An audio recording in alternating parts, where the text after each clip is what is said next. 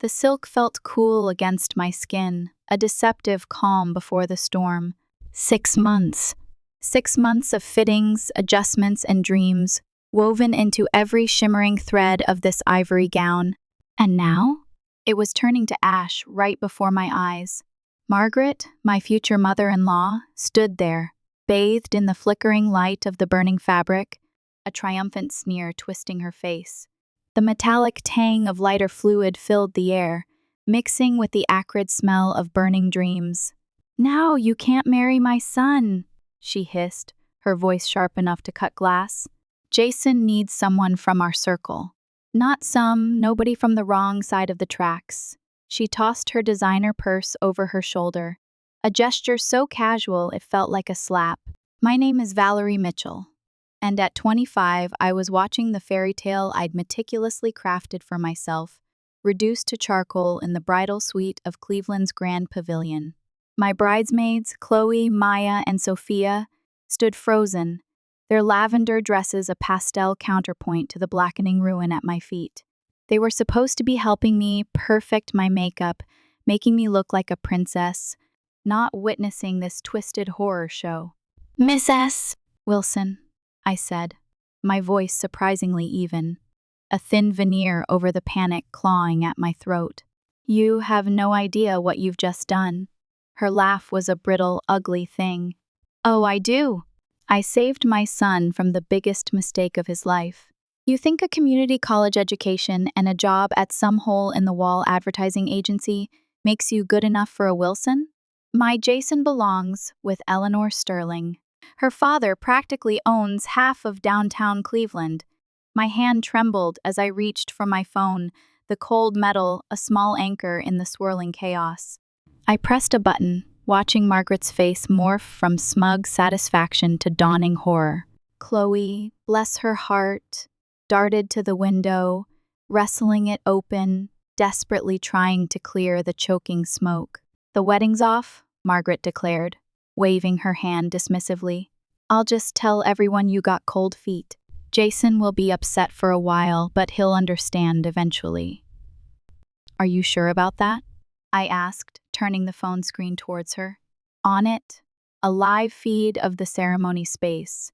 The pristine white chairs, the floral arch trembling slightly in the soft breeze, and the giant projection screen that now displayed a crystal-clear view of this very room, showing Margaret in all her destructive glory, her face drained of color.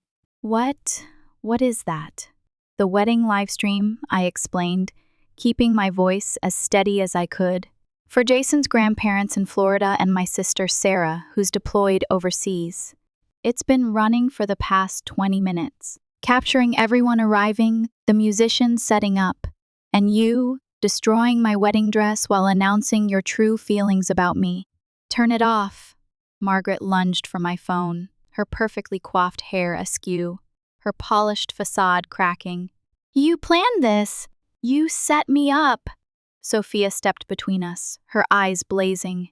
"Miss S. Wilson, everyone just watched you commit arson on live video. I think you should take a moment to consider your next move." My phone vibrated incessantly, a flood of incoming messages. Maya glanced at the screen and gasped, "It's Jason. He's coming to the bridal suite." Margaret's eyes widened in stark, naked panic. She glanced wildly around the room, like a trapped animal searching for an escape. "This isn't what it looks like. I was just testing the fabric. Wedding dresses are supposed to be flame retardant." From my phone, a murmur rippled through the gathered guests. The camera angle shifted. Someone had taken control of the live stream and now focused on the wedding party's reaction. Jason's father, Richard, sat stone-faced in the front row. Jason's best man, Liam, was already rushing towards the building. But the most telling image? Jason himself, no longer patiently waiting at the altar, but sprinting up the center aisle, his face a mask of shock and fury. "Valerie," Maya whispered, her voice trembling, "what are we going to do about the ceremony? Should we tell everyone to go home?" I looked down at the smoldering remains of my dream dress, now just blackened scraps on the antique hardwood floor. The practical side of my brain, the part that had worked 2 jobs to put myself through college, was already calculating the next move. "No," I said firmly. "The ceremony is happening, just differently." The door burst open, slamming against the wall. Jason stood there, framed in the doorway, still in his tuxedo, his eyes darting from my face to his mother, then to the ruined dress on the floor. Richard and Liam appeared behind him, their faces etched with horror. "Mom," Jason said, his voice dangerously quiet, "tell me I didn't just watch you burn Valerie's wedding dress while saying she isn't good enough for our family." Margaret's demeanor shifted instantly. The panic receded, replaced by a practiced air of injured innocence. "Sweetheart, you don't understand. I was protecting you. This girl has been after your money from day one. I was testing her character." "Stop." Jason cut her off, the word like a punch. "Stop. Stop lying." I heard everything. He turned to me, his eyes softening, filled with a pain that mirrored my own. "Val, I'm so sorry. I had no idea she would do something like this." I stepped carefully around the burnt fabric, moving towards him. "It's just a dress," I said, though we both knew it was much more than that. "But your mother just showed exactly what she thinks of me, of us, in front of everyone we know." Jason took my hands in his, seemingly oblivious to his mother's sputtering protests. "What do you want to do, Val?" "It's your call." Before I could answer, Richard stepped forward, pulling out his phone.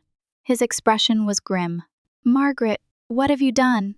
His voice was low, controlled, but with an edge I'd never heard before. "Richard, please," Margaret pleaded, her voice rising again.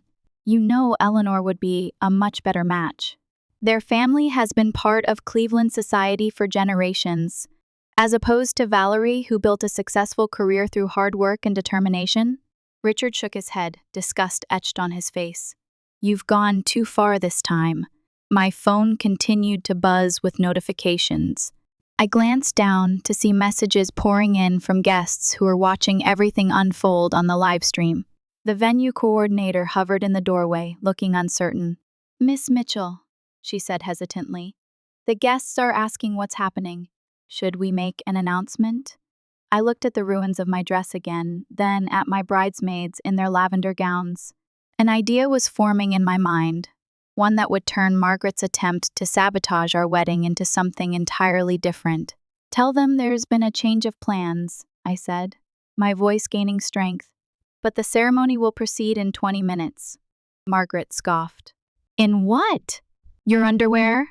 "You can't possibly." "In my backup dress," I interrupted calmly. The room fell silent. Jason looked at me in confusion. "You have a backup dress?" I hadn't, of course. But 6 months of working with temperamental clients at the advertising agency had taught me to always have a contingency plan, or at least the ability to improvise one. "Chloe," I turned to my bridesmaid, remembering a conversation from weeks ago. "Remember that photo shoot we did for Cleveland Bride last month? Call Eliza and ask if her sample dress is still available." Chloe's eyes widened in understanding. "The ivory sheath with the lace overlay? It should fit you perfectly." Richard stepped forward, pulling out his phone. "I'll have my driver pick it up immediately." "Where is it located?" As they coordinated the dress retrieval, I turned back to Margaret, who stood watching in disbelief as her plan unraveled. "You really thought a dress would stop this wedding? After everything Jason and I have been through? But everyone's watching," she hissed, gesturing at my phone. "They all saw what happened." "Yes," I agreed, my gaze unwavering. "They did, and now they'll also see what happens next." I turned to address the camera directly, knowing the guests were still watching, their anticipation hanging heavy in the air. "To everyone waiting, thank you for your patience. The ceremony will be slightly delayed, but love always finds a way. Even when someone tries to burn it down." A cheer erupted from the phone's speakers, the guests in the ceremony space showing their support. Jason squeezed my hand, pride evident in his eyes. "Mom," Jason said firmly, his voice cutting through the tension, "you need to leave. Dad will take you home. You are no longer welcome at our wedding." Margaret's face contorted with rage. You would choose her over your own mother? After everything I've done for you? After what you've done today? Jason countered, his voice laced with steel. Absolutely. The next 20 minutes passed in a whirlwind of activity. While Richard escorted a sputtering Margaret out of the building, the venue's security discreetly providing the muscle, Eliza from Cleveland Bride arrived with not one, but 3 sample dresses. The bridal suite transformed into an impromptu fashion emergency room. My bridesmaids, the venue coordinator, and even some of the female guests volunteering their help. This one, Chloe declared, holding up an elegant ivory sheath dress with delicate lace detailing. It's perfect for your figure, and we can have it ready in minutes. The venue's seamstress, originally hired just for last-minute alterations, worked miracles with safety pins and quick stitches. Meanwhile, Jason had returned to the ceremony space to address the guests in person, his voice broadcast through the live stream. Today didn't start the way any of us expected, he was saying, his voice steady despite everything. But Valerie and I have always believed that it's not the perfect circumstances that make a marriage work. It's how you handle the imperfect ones together. A round of applause followed his words. I smiled as Maya adjusted the borrowed veil on my head. There, she said, stepping back to admire her work. You look absolutely stunning. The dress wasn't what I'd planned to wear when I became Miss S. Jason Wilson. But as I looked in the mirror, I realized it suited me perfectly. Simpler, more elegant, and somehow stronger than my original choice. Like me, adapting to the circumstances rather than being defeated by them. Richard knocked gently on the door before entering. His eyes widened when he saw me. Valerie, you look beautiful. He paused, his expression pained. I want to apologize for Margaret. Her behavior was inexcusable. You don't need to apologize for her, Richard, I replied softly. You didn't burn my dress. He nodded gratefully. Jason sent me to tell you that everyone's ready whenever you are, he added with a small smile. And your boss from the agency is here. Apparently, he's documenting everything for what he calls the greatest viral wedding marketing campaign Cleveland has ever seen. I laughed. Trust Eddie to see a promotional opportunity in disaster. The advertising world had taught me that sometimes the most compelling stories come from overcoming unexpected challenges. The venue coordinator appeared at the door. We're ready when you are, Miss Mitchell. The musicians are prepared, and we've adjusted the lighting to complement your new dress. Wait, I said, an idea forming. The live stream is still running, right? When she confirmed it was, I made a quick decision. Can we project it in the ceremony space for a few more minutes? I'd like everyone to see us walking from here to there. The whole journey, not just the arrival. 10 minutes later, as my bridesmaids and I made our way through the venue's garden path towards the ceremony space, I knew every step was being broadcast to the waiting guests. Not as a traditional bridal entrance, but as something more powerful. A statement that nothing, not even a vindictive mother-in-law with a lighter, could stop this wedding. As we approached the doors to the ceremony space, I could hear the guests' applause growing louder. Jason waited just inside, his face lighting up when he saw me. Ready to get married? He asked, taking my hand. More ready than ever, I replied, squeezing his fingers. The ceremony that followed wasn't the one we had rehearsed, but it felt more authentic than anything we could have planned. As I walked down the aisle in my borrowed dress, guests rose to their feet, applauding rather than maintaining the traditional reverent silence. Their faces showed not just the usual wedding joy, but something deeper: respect, admiration, solidarity. Richard stood proudly in the front row, occasionally glancing at the empty seat where Margaret should have been. His eyes met mine briefly, conveying wordless support. Our officiant, Pastor Miller, no relation, though we joked about it, improvised beautifully. Dearly beloved, he began, his voice resonating with emotion. We are gathered here today to witness not just a wedding, but a triumph of love over adversity. Valerie and Jason have already faced their first challenge as a couple, and they've met it with grace, resilience, and unwavering commitment to each other. During our vows, Jason added lines that hadn't been in our rehearsal. I promise to stand by you against anyone who tries to come between us, he said, his voice carrying to the back of the room and beyond, to those watching the live stream.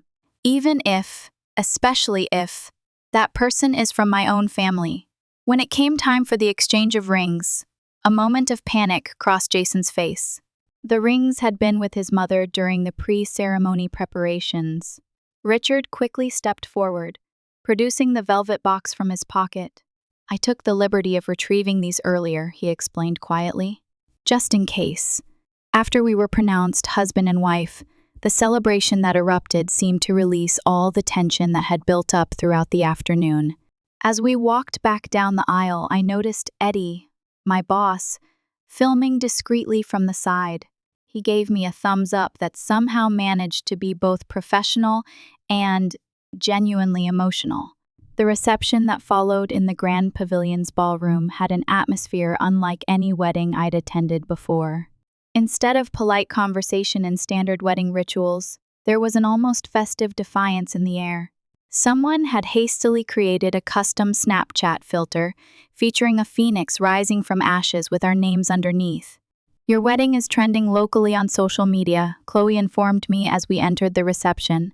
People are using #RisingFromTheAshes and #Can'tBurnLove. Jason's college roommate Liam, who worked in public relations, approached us with his phone. The Cleveland Plain Dealer wants a statement. Their lifestyle editor saw the live stream. Apparently her niece was a guest, and they're calling it Cleveland's most resilient wedding. Tell them we're just grateful for everyone's support, Jason replied, his arm secure around my waist. And that true commitment means facing obstacles together, not running from them. As the evening progressed, I noticed Richard speaking intently with various family members, damage control evident in his gestures and expressions. Jason's Aunt Diane approached our table during dinner, leaning down to speak privately. Richard is beside himself, she confided. Margaret's been escorted home, but she's threatening to cut Jason out of the family business if he doesn't come to his senses. Richard told her that after today, she's the one who needs to worry about her position in the company. Jason squeezed my hand under the table. Dad's always been the backbone of the family, he said. Mom just never realized it, because he let her think she was in charge. As our first dance began, I couldn't help but notice the empty tables near the front of the room, spaces reserved for Margaret's country club friends who had quietly disappeared after the incident. In their place, colleagues from my advertising agency had moved forward, filling the void with genuine support. Richard is handling damage control like a pro, Eddie commented, approaching us after the dance with 2 glasses of champagne. He's personally thanking everyone for staying, while subtly letting Margaret's allies know they won't be missed. Jason nodded, watching his father work the room with newfound respect. I think this is the first time I've seen him stand up to her so publicly, he murmured.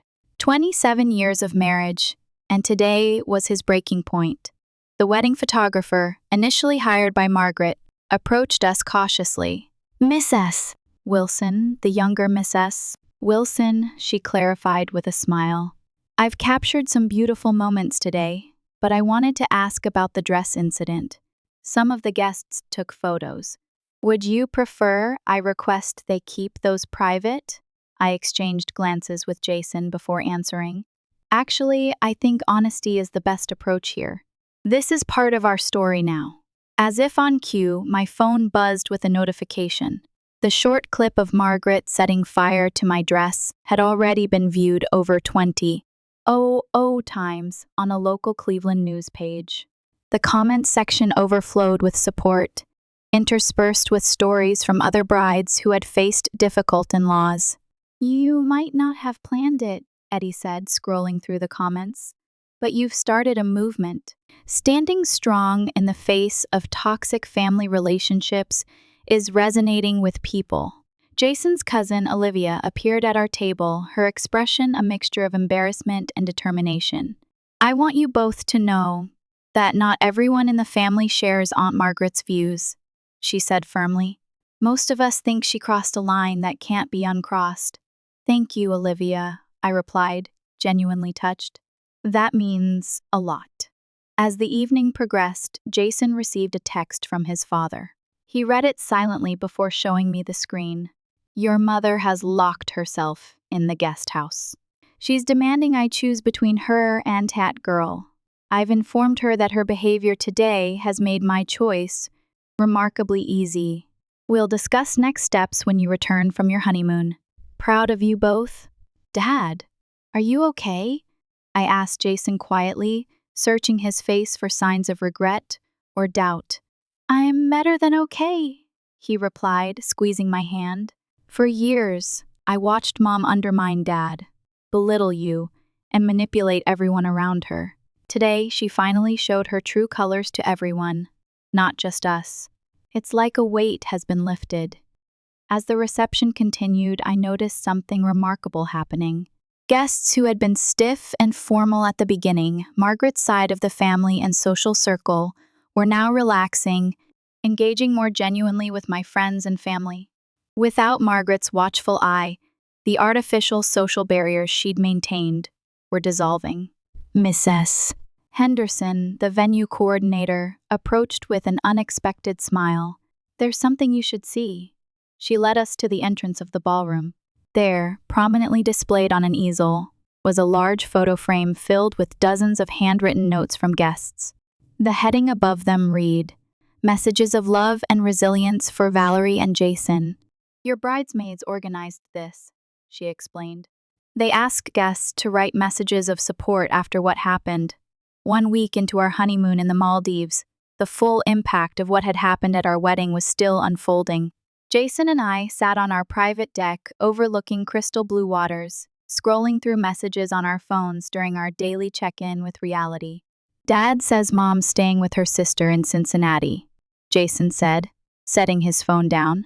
"Apparently, Aunt Linda is the only person who still believes her version of events, that she wasn't esting the dress fabric and everyone misunderstood." I smiled wryly, adjusting my sun hat. Hard to misunderstand someone shouting, "Now you can't marry my son," while holding a lighter. The Cleveland media had picked up our story in earnest. What began as a sensational local wedding disaster had evolved into a conversation about toxic family dynamics and standing up for healthy relationships.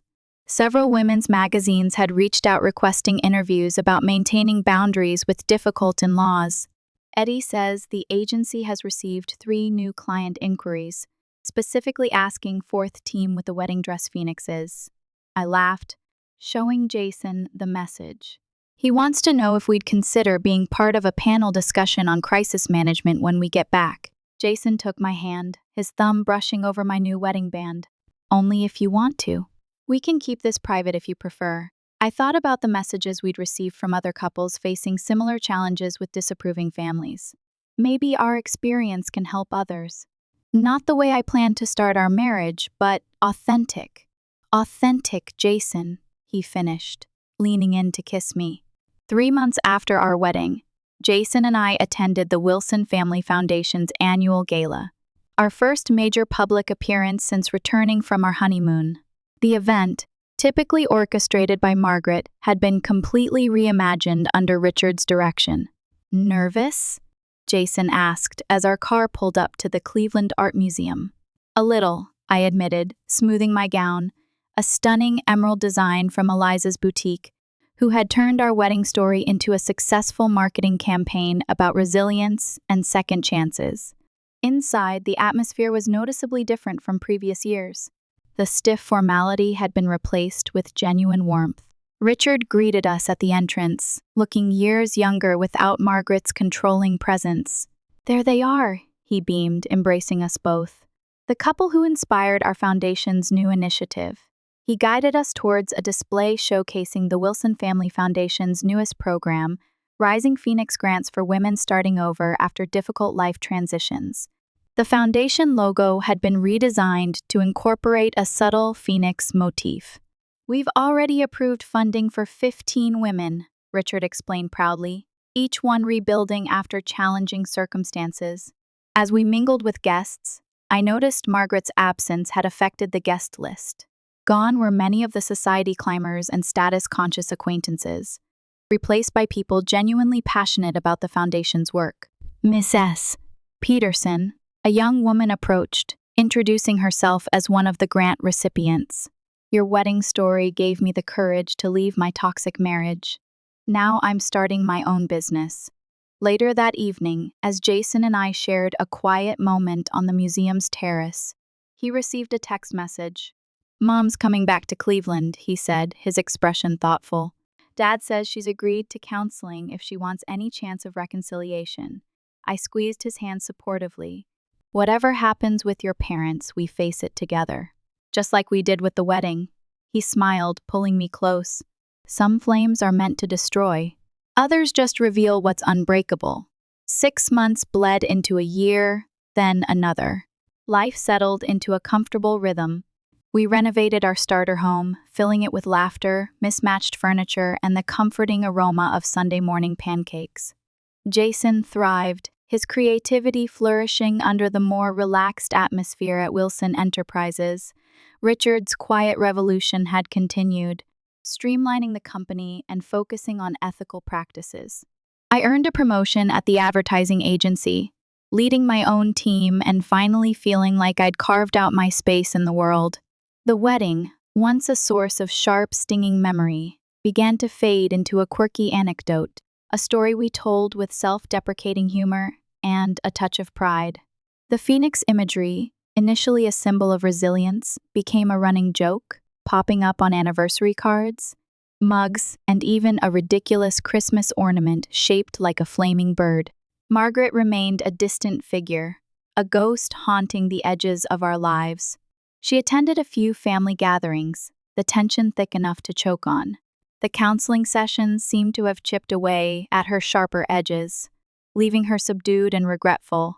But the underlying resentment still simmered beneath the surface. She never apologized directly for the dress incident, but her stiff, impersonal Christmas cards always included a sizable check made out to the Wilson Family Foundation, earmarked for the Rising Phoenix grants. It's progress, I guess, Jason would say with a sigh, running a hand through his perpetually messy hair. At least she's not actively trying to sabotage us anymore. Richard, on the other hand, blossomed. He took up ballroom dancing, traveled to Italy, and even started writing a memoir, a thinly veiled critique of Margaret's social climbing and materialistic tendencies. He became a regular fixture at our Sunday pancake breakfasts, regaling us with stories from his youth, always careful to avoid mentioning his ex-wife. The best thing that came out of all that wedding drama, he confessed one morning, his eyes twinkling, was finally realizing I didn't have to live my life according to Margaret's script anymore. Thanks, Valerie. You unwittingly set me free. Then came the phone call. Late, on a Tuesday night, the kind that jolts you awake, your heart hammering against your ribs. It was Sarah, my sister, her voice tight and trembling. Valerie!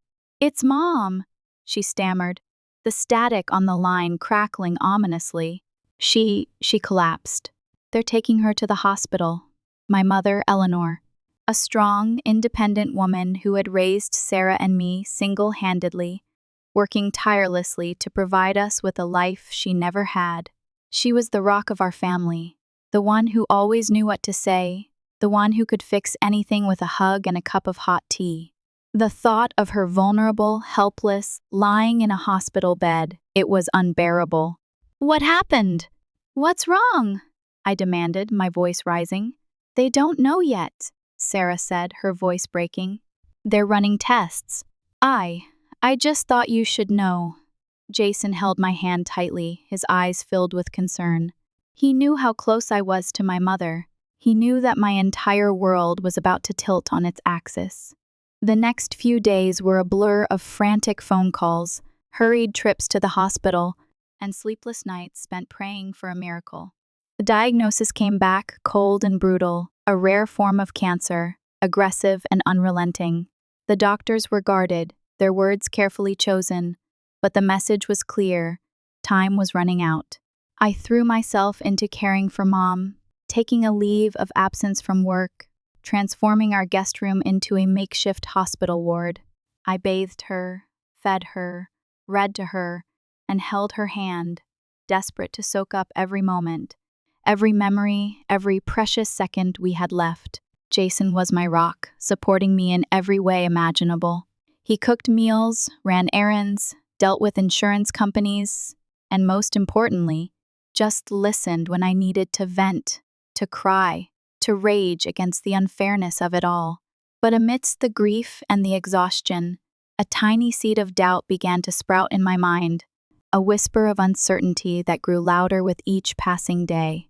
It started with small things. A casual comment from Sarah about how well Jason was handling everything, almost too well. A flicker of recognition in Margaret's eyes when she visited Mom in the hospital, a knowing glance that sent a shiver down my spine. Then came the discovery. An old photograph, tucked away in a forgotten box, showing Jason and Eleanor Sterling laughing together, their faces close, their hands intertwined. The picture was years old, from college, but the familiarity between them was undeniable. I tried to dismiss it as a coincidence, a harmless relic from the past. But the seed of doubt had taken root, and its tendrils were tightening, poisoning my peace of mind. One evening, after a particularly grueling day at the hospital, I found Jason sitting in the living room, bathed in the glow of the television screen. He was on the phone, his voice low and soothing. I know, he was saying. It's just complicated right now. But I promise, as soon as things settle down, my heart lurched. Who was he talking to? What was so complicated? And why did his words fill me with such dread? He hung up the phone and turned to me, his face a mask of forced cheerfulness. "Hey, honey," he said, reaching for my hand. "How's Mom doing?" "She's sleeping," I replied, my voice tight. "Who was that?" He hesitated for a moment, his eyes darting away. "Oh, just a client," he said vaguely.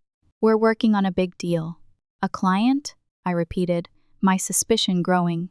"At 10 o'clock at night? And why were you whispering?" He sighed, running a hand through his hair. "Look, Val, it's nothing, okay? I just didn't want to bother you. You've got enough on your plate right now. Don't patronize me, Jason." The first snapped, my anger bubbling to the surface. "I deserve to know who you're talking to." He stood up, his jaw tightening. "Why are you doing this? Can't you see I'm trying to support you? By lying to me?" I challenged. "Is it Eleanor? Were you talking to Eleanor Sterling?" His face paled. He opened his mouth to speak, then closed it again, his silence confirming my worst fears. "How could you?" I whispered, my voice trembling. "After everything we've been through? After your mother tried to burn my dress? After you swore you would always stand by me? It's not what you think," he protested, his voice pleading. "It's just, we've been friends for a long time, and she's been helping me with things." "Helping you?" I repeated, my voice rising. "Or helping herself? Is she waiting for Mom to die so she can finally have you all to herself?" He flinched as if I'd slapped him. "That's not fair, Val. You know Eleanor wouldn't do that. Do I?" I retorted, my eyes stinging with tears. "Do I know anything about you anymore? I thought I knew you, Jason. I thought you were different. But you're just like your mother, a liar and a manipulator." I turned and fled, slamming the door behind me. I didn't know where I was going, but I knew I couldn't stay in that house. Not for another minute. I ended up at Chloe's apartment, collapsing on her couch, sobbing uncontrollably. She listened patiently, offering comfort and a steady stream of tea. When I finally calmed down enough to speak, I told her everything. The phone call, the photograph, the growing suspicion that Jason had never truly let go of Eleanor. "I don't know what to do, Chloe," I confessed, wiping my eyes. "I feel like my whole world is falling apart." Again, Chloe squeezed my hand. "You're strong, Val," she said firmly. "You've been through hell and back, and you always find a way to rise from the ashes. You will this time, too." She helped me pack a bag and offered to stay with me at Mom's, providing a buffer between me and Jason. The next few days were a tense and awkward dance. Jason called and texted incessantly, begging me to talk to him, to give him a chance to explain. I ignored his pleas, too hurt and angry to even consider listening to his excuses. Mom, sensing the tension, grew weaker, her spirit dimming. She knew something was wrong, but she was too frail to push for answers. I hated myself for adding to her burden, but I couldn't bring myself to fake a smile, to pretend that everything was okay. Then, one afternoon, while I was sitting by Mom's bedside, Jason walked into the room. He looked exhausted, defeated, his eyes red-rimmed and swollen. "Valerie, can we please talk?" he asked, his voice barely above a whisper. I hesitated, then nodded. I knew I couldn't keep avoiding him forever, and maybe, just maybe, I owed it to Mom to try to find some kind of resolution. We went out to the porch, sitting in silence for a long moment, the gentle breeze rustling through the leaves of the nearby oak tree. "I messed up, Valerie," Jason said finally, his voice cracking with emotion.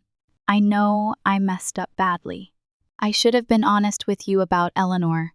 She's been a friend for a long time, and she's been helping me with the foundation, with some of the legal stuff. But I never meant for it to go this far. But it did, didn't it?" I said, my voice flat. "You let it go too far. You let her become more important than me, than our marriage." "No, Valerie, that's not true," he protested. "You're the most important person in my life. I love you. I always have. And I would never do anything to intentionally hurt you." "But you did," I pointed out, my voice laced with bitterness. "You hurt me deeply, and I don't know if I can ever trust you again." He hung his head, his shoulders slumping. "I know," he said. "I don't expect you to forgive me. I just wanted you to know the truth, and I wanted you to know that I'm willing to do whatever it takes to earn back your trust, even if it means walking away from Eleanor completely." I looked at him, searching his eyes for any sign of deception. I saw only pain, regret, and a desperate longing to fix what he had broken. "It's not just about Eleanor, Jason," I said softly. "It's about honesty, about communication, about respect. It's about building a foundation of trust that can withstand anything.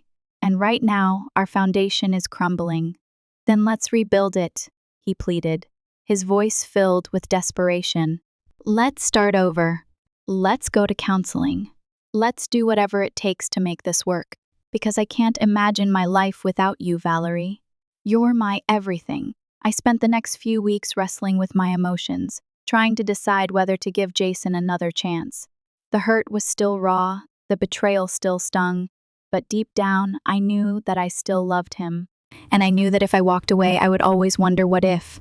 We started going to counseling, pouring out our hearts to a patient and insightful therapist who helped us unpack years of unspoken resentments and unresolved issues. We learned to communicate more effectively, to listen to each other's needs, and to address our conflicts in a healthy and constructive way. Jason cut all ties with Eleanor, both professionally and personally. He understood that his relationship with her had been a breach of trust, and he was committed to earning back my confidence. He showered me with affection, listened attentively to my concerns, and went out of his way to show me how much he loved and valued me. Slowly, painstakingly, the cracks in our foundation began to heal. The trust wasn't fully restored overnight, but with each passing day, it grew stronger, more resilient.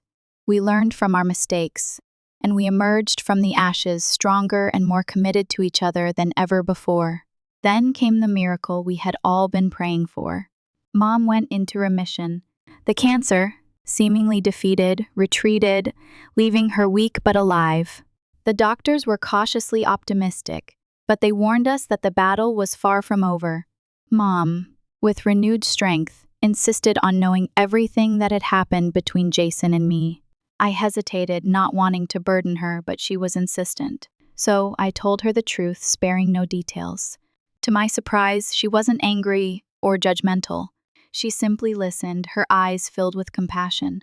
"You know, Valerie," she said softly, taking my hand, "love isn't always easy. It's messy and complicated, and sometimes it hurts. But if it's real, it's worth fighting for. And I think you and Jason have something real. Years passed. Mom's health fluctuated, but she remained a vibrant and loving presence in our lives. Jason and I renewed our vows on our 10th anniversary, a small, intimate ceremony in our backyard, surrounded by our closest friends and family. This time, the dress was simple, elegant, and chosen entirely by me. No controlling mothers-in-law in sight. Margaret, surprisingly, sent a heartfelt card, expressing her genuine happiness for us. She had finally accepted that Jason and I were meant to be together, and she seemed to have made peace with her own past mistakes. She even started volunteering at the Wilson Family Foundation, working alongside the women whose lives had been touched by the Rising Phoenix grants. Jason and I eventually decided to start a family, welcoming 2 beautiful children into our lives, a boy and a girl, both with their father's mischievous grin and their mother's unwavering determination. Life wasn't perfect. We still had our share of challenges and setbacks, but we faced them together, hand in hand, always remembering the lessons we had learned from the fire, the phoenix, and the enduring power of love. And as I looked into Jason's eyes, I knew that our love, forged in the crucible of adversity, was stronger and more resilient than ever before.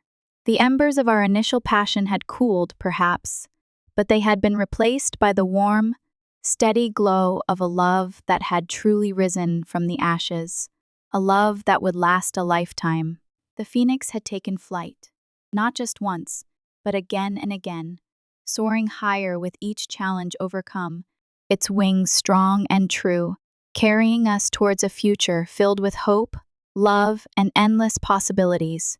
Years later, standing in the sun-drenched garden of our now sprawling family home, I watched our daughter, Lily, rehearse her valedictorian speech. Her voice, clear and confident, carried on the breeze, echoing the strength and resilience that had become our family's hallmark. And so, she concluded, her gaze sweeping across the imaginary audience, we must remember that even in the darkest of times, hope can bloom. Even from the ashes, new life can emerge. We must embrace our challenges, learn from our mistakes, and never, ever give up on the power of love and the human spirit. Jason stood beside me, his arm around my waist, his eyes shining with pride. Lily had chosen to speak about resilience, drawing inspiration from our family's story, the wedding day inferno, the long road to reconciliation, the unwavering support of family and friends. She's amazing, Val, Jason whispered, his voice thick with emotion. You've raised an amazing young woman. We have, I corrected, squeezing his hand. We've done this together. Later that evening, as we celebrated Lily's graduation with a backyard barbecue, surrounded by loved ones, I caught a glimpse of a familiar figure standing near the edge of the garden. It was Margaret, now frail and stooped, but her eyes still holding a spark of intelligence and curiosity. She approached me hesitantly, her face etched with a mixture of regret and admiration. "Valerie," she said softly, her voice raspy with age, "I just wanted to say congratulations. Lily is a remarkable young woman. You should be very proud." "Thank you, Margaret," I replied, my voice filled with genuine warmth. "We are." She paused, her gaze shifting to Jason, who was laughing with our son Ethan by the grill. I never understood you, Valerie," she confessed. "I thought you were just after Jason's money, his status. I couldn't see past my own prejudices." "It's okay, Margaret," I said gently. "We all make mistakes. The important thing is that we learn from them." "I've learned a lot," she said, her voice barely audible. "I've learned that family is more important than social standing, that kindness is more valuable than wealth, and that love, true love, can conquer anything." She reached out and took my hand, her grip surprisingly strong. "Thank you, Valerie," she said, her eyes filling with tears. "Thank you for showing me the true meaning of family." As I watched her walk away, I felt a surge of compassion for this woman who had once tried to destroy my life. She had come a long way, and she had finally found a measure of peace and redemption. Standing there, surrounded by the warmth of family, the laughter of friends, and the golden glow of the setting sun, I realized that the legacy of the flame wasn't just about resilience and survival. It was about forgiveness, compassion, and the transformative power of love. It was about turning ashes into something beautiful, something meaningful, something that would endure for generations to come. And it was about recognizing that even in the darkest of moments, the human spirit can soar, like a phoenix rising from the flames, forever reaching for the light. The story wasn't just ours anymore. It had become a testament to the enduring power of hope, a beacon for anyone facing their own inferno, a reminder that even from the ashes, a new and brighter future is always possible. And that, perhaps, was the most beautiful transformation of all.